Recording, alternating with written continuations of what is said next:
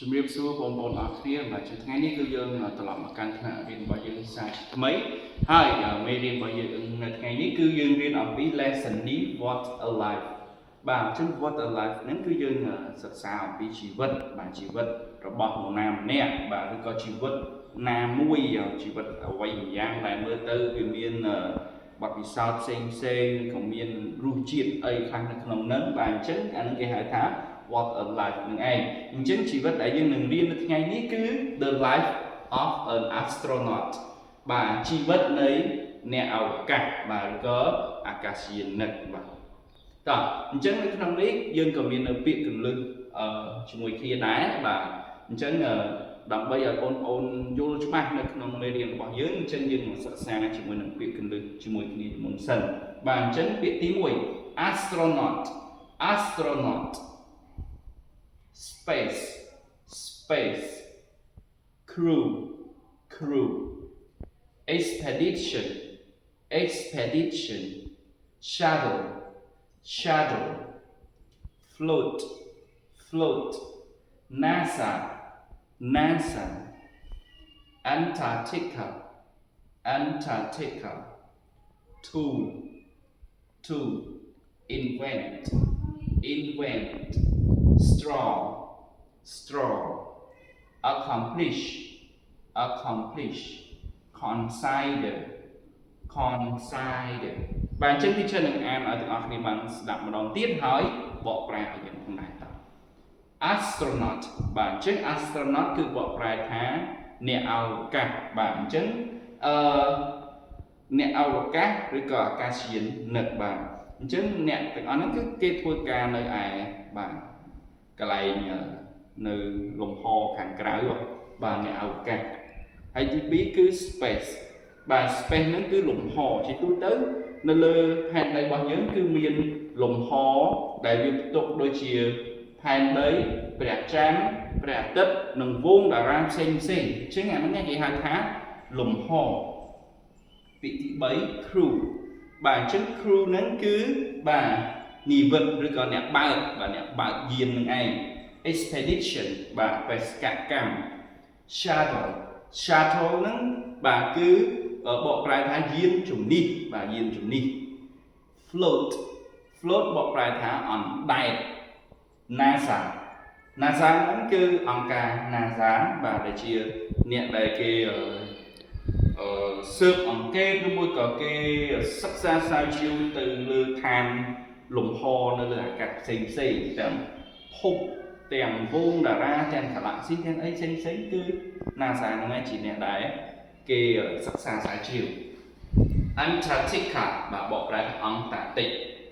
tool បាទ tool គឺបកប្រែថាឧបករណ៍បាទ invent បាទបកប្រែថាប្រឌិត straw បកប្រែថាទុយោឬក៏បំពង់បឺត accomplish ហ្នឹងគឺបាទបកប្រែថាសម្រេចបាទសម្រេចបានអីមួយបាទ consider បាទពិចារណាបាទអញ្ចឹងនេះគឺជាពាក្យកលឹះរបស់យើងហើយឥឡូវនេះគឺ teacher នឹងចាក់នៅបាទអត្ថបទឲ្យទាំងអស់គ្នាបានស្ដាប់ដើម្បីឲ្យបងប្អូនកាន់តែបាទយល់បន្ថែមទៀតអំពីមេរៀនយើង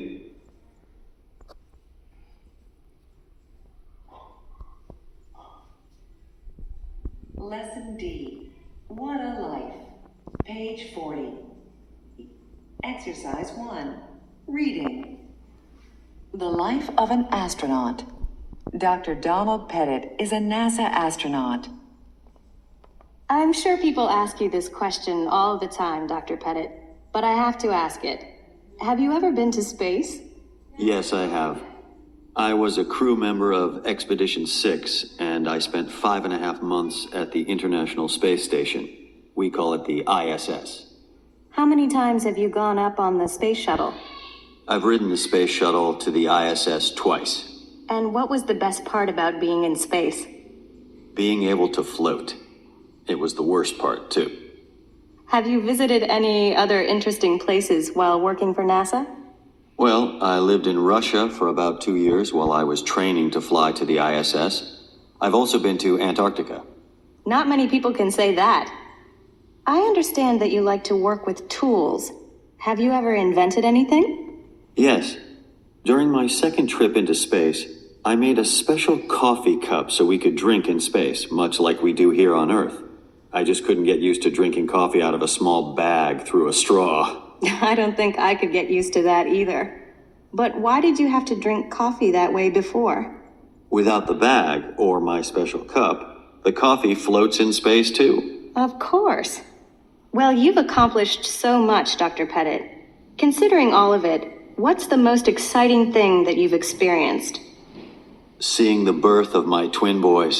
Wow, what a life. Thanks so much for sharing, Dr. Pettit. បាទអញ្ចឹងនេះគឺជាអត្ថបទអំពីមេរៀនជីវិតរបស់អាកាសយានិកម្នាក់ដែលគាត់ឈ្មោះថា Dr. Pettit នឹងឯងហើយអ្នកសម្ភាសក៏បានសួរសំណួរជាច្រើនអំពីជីវិតនៅទីនោះបាទតើវាមិនដែរបាទអញ្ចឹង teacher សង្ខេបខ្លះនៅក្នុងអត្ថបទរបស់យើងអញ្ចឹងនៅក្នុងហ្នឹងគឺអ្នកសម្ភាសហ្នឹងគឺសួរថាតើគាត់ធ្លាប់បានទៅលំហនឹងតែអត់បានធ្លាប់ទៅមួយដងហើយនៅក្នុងហ្នឹងគាត់ថាគាត់ធ្លាប់ទៅ2ដងដែរនៅក្នុងជីវិតរបស់គាត់ណាបាទហើយនៅក្នុងនោះគឺគាត់អ្វីដែលដូចថាជាការដែលរំភើប the best អារម្មណ៍ the best មកគឺគាត់អាចអណ្ដែតបាទអាចធ្វើឲ្យខ្លួនគាត់អណ្ដែតនៅទីនោះណាហើយនៅក្នុងហ្នឹងក៏មិនប្រកាសថាពេលអណ្ដែតយើងសប្បាយដែរក៏មាននៅផលអវិជ្ជមានផងដែរដូចជាការដែលយើងញ៉ាំអ្វីមួយក៏វាពិបាកឲ្យបំលាស់ទីក៏វាមិនងាយស្រួលដូចយើងដើរនៅលើផែនដីដែរយើងចង់ទៅណាទៅនឹងយើងចង់ឆ្វេងចង់ទៅស្ដាំប៉ុន្តែនៅពេលដែលយើងចេញទៅដល់លំហគឺអណ្ដែតគឺយើងពិបាកក្នុងការដែល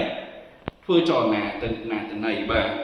ហើយរឿងមួយទៀតបាទដូចជាភាពកំប្លែងដែរបាទគឺគាត់អាចផឹកកាហ្វេបានទៀតនៅលើហ្នឹងបាទតែតើគាត់មានកែវពិសេសរបស់គាត់បាទមានកែវplastic ពិសេសបាទដែលអាចដាក់ទៅគឺគាត់កាហ្វេហ្នឹងអត់អណ្ដែតប៉ុន្តែបើគាត់ហូបកាហ្វេដែលអត់ប្រើកែវពិសេសរបស់គាត់ហ្នឹងគឺកាហ្វេនឹងអណ្ដែតស្ពីងបាទកាលណាទៅអណ្ដែតគឺយើងមិនអាចញ៉ាំបានទេបាទដូចទឹកវាអណ្ដែតពេញនេះចឹងបាទអញ្ចឹងគាត់អាចញ៉ាំបានទេតើតាគាត់មានកែវហ្នឹងហើយគាត់មានកំពុងបឺតទៀតបាទហ្នឹងទើបគាត់អាចញ៉ាំអស់នឹងបានបាទនេះគឺ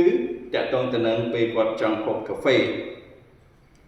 បាទហើយមួយទៀតគឺបំណងរបស់គាត់ដែរគឺអ្នកកសែតអ្នកសម្ភារគាត់សួរថាអ្វីដែលជាបំណងប្រាថ្នារបស់គាត់ហ្នឹងណាថាអ្វីដែលសំខាន់គឺគាត់ឆ្លើយថាគឺគាត់ចង់ឃើញកំណើតរបស់កូនភ្លោះទាំងពីររបស់គាត់បាទដោយសារគាត់ទៅនោះគឺគាត់មិនបានមកផ្ទះទេគាត់នៅឋានអវកាសនោះគឺបាទវាបន្ថយបន្ថែមដែរបាទវាខ្លះព្រោះនៅលើផែនដីគឺយើងមានសុវត្ថិភាពហើយទីនោះវាបន្ថយបន្ថែមដែរអញ្ចឹងអ្វីដែលគាត់បំណងប្រាថ្នាដែលគាត់ចង់នេះហ្នឹងគឺគាត់ចង់ឃើញនៅកំណើតរបស់កូនភ្លោះរបស់គាត់ទាំងពីរហ្នឹងហើយអ្នកកសែតបានថ្លែងអំណរគុណទៅដល់ Dr. Pettit នឹងដែរដែលបានចែកចាយបទពិសោធន៍ជីវិតរបស់គាត់នៅឯបាទជាអ្នកអវកាសបាទអញ្ចឹងអ្នកនរគ្នាមានអ្នកណាចង់ធ្វើជាអ្នកអវកាសបាទអញ្ចឹងសង្ឃឹមថាបងប្អូននឹងយល់មេរៀននេះក៏ដូចជាពាក្យរំលឹកដែល teacher ចែករំលែកក្នុងនោះណាអរគុណច្រើនជួបគ្នាវីដេអូក្រោយ teacher នឹងមានមេរៀនដើម្បីចែករំលែកជូនបងប្អូនជាបន្តទៀតសូមព្រះប្រទានពរ